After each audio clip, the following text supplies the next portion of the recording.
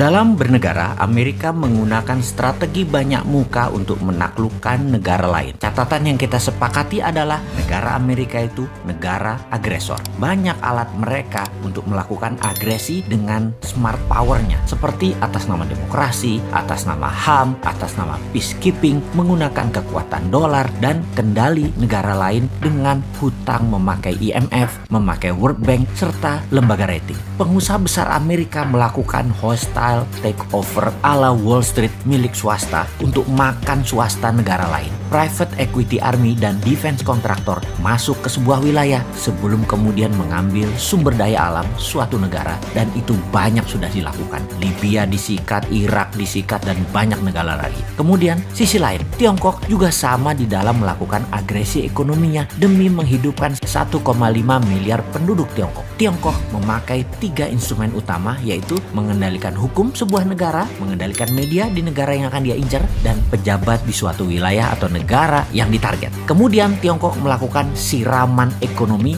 melalui BUMN Tiongkok, uang Tiongkok, SDM Tiongkok, dan teknologi Tiongkok. Indonesia kalau bersama Mardigu Nation New Mind akan juga merubah permainan. Kita tidak akan mau kena instrumen Tiongkok dan tidak akan pakai lagi instrumen Amerika. Jadi ketika mendapatkan mandat siapapun New Mind, maka saran terpentingnya akan diubah pertama-tama adalah posisi Bank Indonesia. Kemudian Kementerian Pertahanan. Kementerian tersebut bukan bertahan dengan menguatkan bedil persenjataan dan mesin perang fisik, namun membangun 5 garda penyerangan. Sungguh, apa yang saat ini manajemennya di Kementerian Pertahanan hanya 1/5 dibandingkan apa yang akan kita bangun dalam Kementerian Perang atau Minister of War atau Department of War ala New Mind. Di negara berdaulat dan negara besar, Kementerian Pertahanan manajemennya dan actionnya sudah berubah sejak 20 tahun yang lalu. Indonesia sudah memiliki banyak panglima, menteri pertahanan, namun sayangnya semuanya old mind, kunonya kebablasan. Sekali lagi, ke depan bukan lagi Department of Defense, itu hanya satu di antara 5 pilar Kementerian Perang Republik Indonesia versi New Mind. Dalam Kementerian Perang ada divisi propaganda luar negeri, ada divisi ekonomi luar negeri, ada divisi telekomunikasi, IT, warfare by others means, atau berbagai jenis perang seperti perang sel, terorisme, biological warfare, dan counter insurgency warfare akan melengkapi selain saat ini yang kita punya 3 matra militer, darat,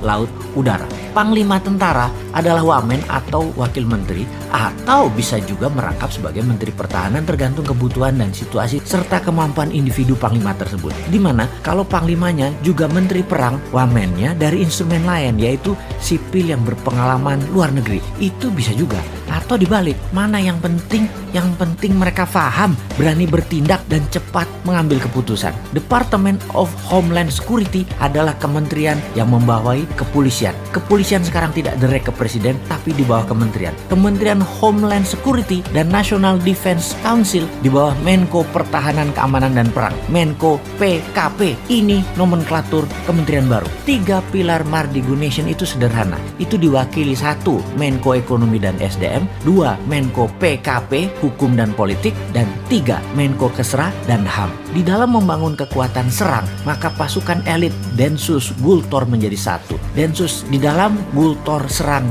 keluar, dan ofensif ke negara lain. Ini di bawah National Security dan Defense Council. Jadi kalau ada kementerian ditambah, pasti ada kementerian yang dikurangi atau ditutup. Maka Kementerian Tenaga Kerja akan jadi Dirjen Tenaga Kerja di bawah Kementerian Pendidikan. Juga Kementerian Pemuda dan Olahraga masuk ke Kementerian Pendidikan. Kementerian Sosial akan hilang, langsung dikasih ke Pemda, dinas sosial di pemerintahan daerah masing-masing. Kementerian Peranan Wanita ditiadakan, masuk di bawah Menko Kesra aktivitasnya. Penggabungan beberapa kementerian juga dilakukan karena keterkaitan lebih mudah koordinasinya di bawah satu payung kementerian. Kementerian daerah tertinggal jadi dirjen di PUPR. Intinya kementerian saat ini akan berkurang 40% jumlahnya. Pastinya Kementerian BUMN akan ditutup. Perusahaan BUMN dikurangi jadi di bawah 20 dari 800 BUMN saat ini. Akan di merger, ditutup, dijual ke publik IPO hingga mayoritas 100% dijual. BUMN langsung berada di bawah kementerian terkait. Misalnya Pertamina dan PLN di bawah Kementerian ESDM. Jadi,